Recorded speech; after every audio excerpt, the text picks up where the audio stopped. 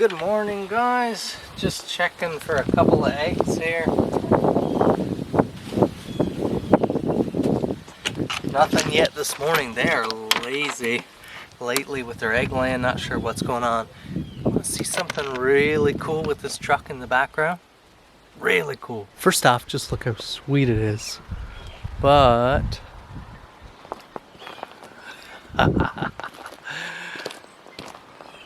look at that. We'll cover it sometime soon. We'll have to cover it. But this was a first time trial here. Just awesome, awesome. So tickled. If you haven't, or you're not up on the truck project, highly recommend it. We've also got lots going on here. Lots of stuff to get you up on. But for right now, we have some knife work to take care of in the workshop. Today we're going to restore what is, in my opinion, one of the best EDC knives on the market. And I say restore because this knife has never been apart and it has had a lot of pocket time and use over the years. Look at that wear on the pocket clip. It is a mess inside, as we'll see. So we're going to get to work right now. We're going to do a full sharpening the work. So I'm going to start by removing that pocket clip.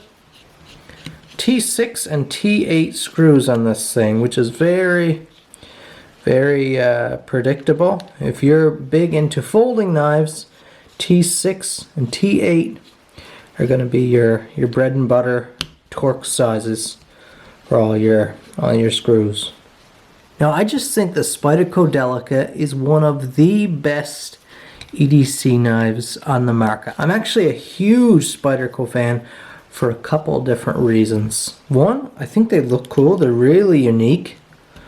They're not intimidating to family members or people if you're at a church event or something, or a dinner event and you pull out something like a Delica or Native with one of these colors. It's not intimidating. People aren't threatened by it. It's like pulling out a Victorinox or something. They're ultra light. Tons of traction. I really like these handle designs. They're always, I know the shapes look a little wonky, like the handle of this one. Lots of different curves and twists and turns. But it's all just superb ergonomics. Feels so great in the hand. Just a great knife. Not ultra robust, but quite tough. Good user-friendly steels, sharpener-friendly steels. Oh, there we go. There we go. Pretty dirty inside. Pretty dirty all up in the scales there. Look in all those little ports and stuff. Quite a mess. Pretty gritty inside our frame here as well. Pop off the side of that frame. Oh, real nasty, real dirty inside of there. Thinking that copper washer can be removed, we'll see. The pivot and lock point there, really dirty. Lock bar, what a cool design. Really cool. And that's the situation we're working with here. So really happy I picked this apart. Let's see if I can pop out a little washer of some sorts here. A lot of grit in there. Let's start with cleaning up these handle pieces because I don't think it'll be that difficult. I'm going to try a little bit of spray 9. Let's start with this one that's been soaking a few seconds longer.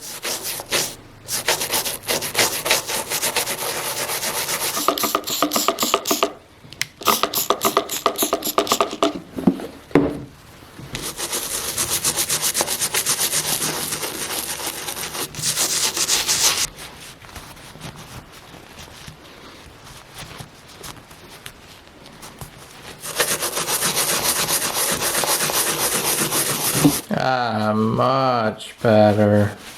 Now the frame here, the two frame pieces are pretty nasty and might even be some little pecks of rust or oxidation forming on there. So I'm going to take these over to my bench grinder, the wire wheel.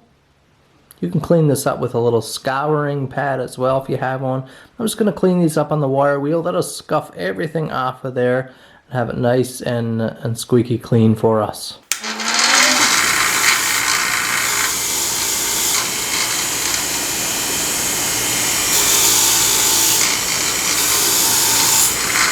Gonna use some brake cleaner for the cheeks of the blade. I like it because it's really strong solvent. It'll carve off things like what's on the surface of this blade, which I think seems to be some type of glue. We'll get the bulk of it off, then we'll take it to the buffer. Now that right there is about as clean as the blade will clean with a solvent. You can see there's still a lot of stuff going on there that I don't like. I'm going to throw this on my buffing wheel here now with a little bit of compound. See if we can get rid of a lot of that scratches and little oxidation and things like that.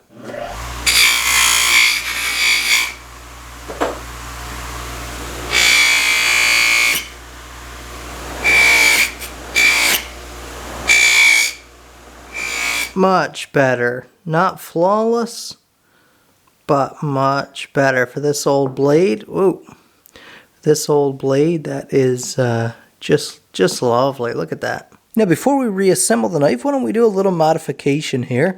This pocket clip has most of that paint. You can still see just a little bit hanging on. I'm going to grab a piece of sandpaper. We're just going to sand off the remainder of that paint. Work up to a little higher grit, and then give it a little buffing. Let's have a polished pocket clip on this knife. It's pretty rough anyways. Like I said, the paint is mostly worn off. You see we've got almost a satin. You could go with just a satin finish. That looks beautiful. Well, that part, the hand sanding to get that satin finish, it's a piece of cake. Any of you can do that with no tools. Run down to your local hardware store, grab some good sandpaper, and a few different grits. That's up to 1,000 grit there now. So not polished. The buffer will take care of that. But this is a lovely satin. You could stop right here. Man, what a nice little upgrade to your knife.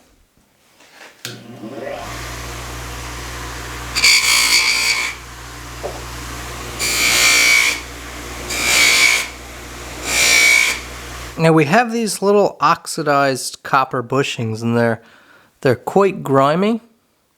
A nice way to clean those up, and you want to clean those up. You have a little bit of 1,000 grit sandpaper. It's under my thumb there now. It's pinched there. Just a couple little brushes. You can see you don't want to put a lot of weight on. You don't want to hardly remove any material. But just a couple good wipes like that. And it just resurfaces them. Nice fresh surface. Creates a nice hashing that will hold a little extra oil. See the difference? Nice and clean. Easy way to touch up those bushings. And there is our lightly restored Delica with our mildly customized pocket clip. What do you think of that?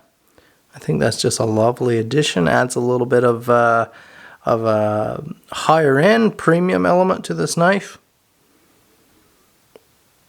The scales look so much cleaner, just pristine in there now.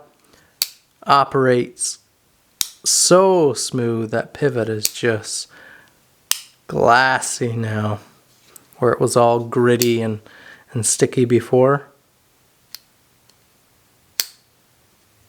Just so smooth. Love it. Let's get it on the stones, put an edge on it, and we're done. Now, when I first got the Delica, I believe this was the only stone, the only whetstone I had in my collection at that time. And this is a combo stone, as you can see. It's the Woodstock, or it's sold by Woodstock. I believe it's made by Steelix. The 1000, 6000 combo stone. And I used this stone for years and absolutely loved it. Did a lot of my most critical sharpening learning on this stone. And I loved it. Now, of course, I've gone on to higher end stones, but I don't really get any better edge results at this time. I suppose I could, because I have stones going to higher grits, but I don't go to get any better edges necessarily. I got hair whittling edges with this stone right here. One thing I do get now is much faster sharpening. Okay, so let's check our knife here. Several spots where we're showing light along that edge, so we're doing the light test. See, right here is the worst spot. There's a It's a dent in the edge right here. So I know the angle of this knife. This is a short blade. I'm going to do full length passes, back and forth cutting strokes. I might work a little more on certain areas, but just going to start working that edge. Now to confirm I'm holding properly, I'm holding that edge. I'm going to clean it up. I'm going to look at that plane that I'm creating there and see where I'm contacting. I'm hoping you can see on camera there the several nicks. This shows it really well once you start sharpening like that and you get to the apex. But notice where I've been sharpening, you see the striations? You can clearly see that. I'm looking in the camera screen there. That whole plane there, you can clearly see the striations I just put on with that 1000. And then, like I said, those nicks as well. So I am holding almost perfect angle there right from the start. If those striations were only leaning back towards the spine of the knife, if they were only out near the apex, the edge here, I'd say, well, I'm leaning down a little too much or I'm up a little too steep, but perfectly contacting the entirety of that plane. So I'm just going to keep doing what I'm doing a little bit longer, then switch sides until we get those nicks out of our blade. Maybe I'll switch to the other side right now. Been a long time since I sharpened this knife, but I used to sharpen it quite a bit. This was my everyday EDC, my everyday knife for quite a long time. So I've worked this blade back and forth strokes, working it nice and heavy until I have nice even striations on each side, and I've carved away the problematic little chips there. So now what I'm doing is I'm switching to single cutting strokes each side, only cutting strokes, notice not back and forth, and I find this helps reduce that burr for when we're done with the stone. So I'll just do a number, maybe 10, 12, 15 passes on each side or something. I'm not counting here. I have no idea how many I've done. I'm getting lighter with pressure now. Getting nice and light. Almost just the weight of the blade here now. Making sure you get right up near the apex. And when I feel like being done, I'm going to be done with this side. Now let's flip this. Look at that. Bam! You're going on vacation or something right there, you have your gear with you. This side of the stone, whew, it's really dirty. This is a 6000 and a very beautiful 6000, might I add. Just such a nice velvety soft. We're going to use our dressing stone. It's a Nanowa 600 grit. Let's go now, 6000 grit. Oh, what a beautiful texture. You can see it still performs extremely well. With this Delica here is VG10 steel, so not a real hard steel. So this is a nice combination. Softer steel, a stone that's not a real brutal or aggressive cutter. Lovely combination. And notice I'm gone back now to the back and forth strokes, because we're starting that process all over again. Now we have to establish a new scratch pattern. We don't want those 1000 grit scratches there anymore. We want those gone, replaced by 6000 grit scratches. This stone does a real nice job polishing, so it'll look more like no scratches to the naked eye. Nice polish. And I'm just going to work this stone now on each side, just like you're seeing here. I'm going to do that till, like I said, I've removed all of those 1000 scratches. Then we'll do our finishing step. Okay, before we go into our finishing stage, let's clean the stone up here. Don't want any grit or mess on the stone. Cleans up real nice. Now I'll finish with this the same way I finished on the 1000. Cutting strokes, full length. Making sure we get right up to the apex, and we're going to lessen our pressures we were using just a minute ago. Just a little more than the weight of the knife, maybe reducing to the weight of the knife as we get to the end. Again, maybe 10, 12, 15 passes. I don't know. It's not that important. The exact angle isn't that important. Whether you go like this, or this way, and this way is not that important. Don't get too caught up in being exactly like the other guy or having the process exactly written down step by step. You don't need it. I'll stop right there.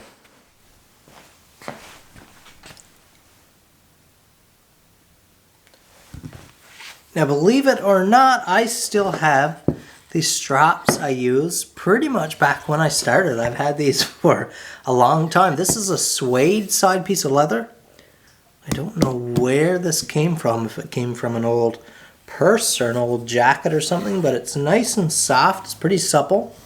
It's been embedded over the years with different polishing compounds of rouge worn in. This actually has a lot of bite. A lot of bite. So I'll just give a few stropping passes with this one. And then we're going to move to my little skinny one there, which is a polished guitar strap. You know, that polished side of leather. Glued to a piece of board. Made both of these. And boy, in combination off of that 6,000 stone, just a wicked edge.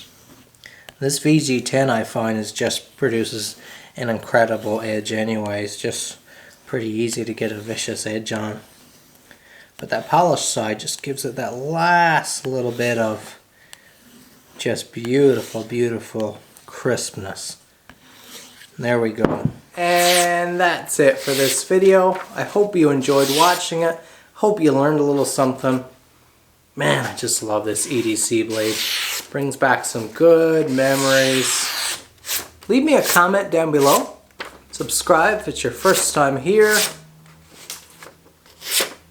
Hit that like button. We'll see you in the next video.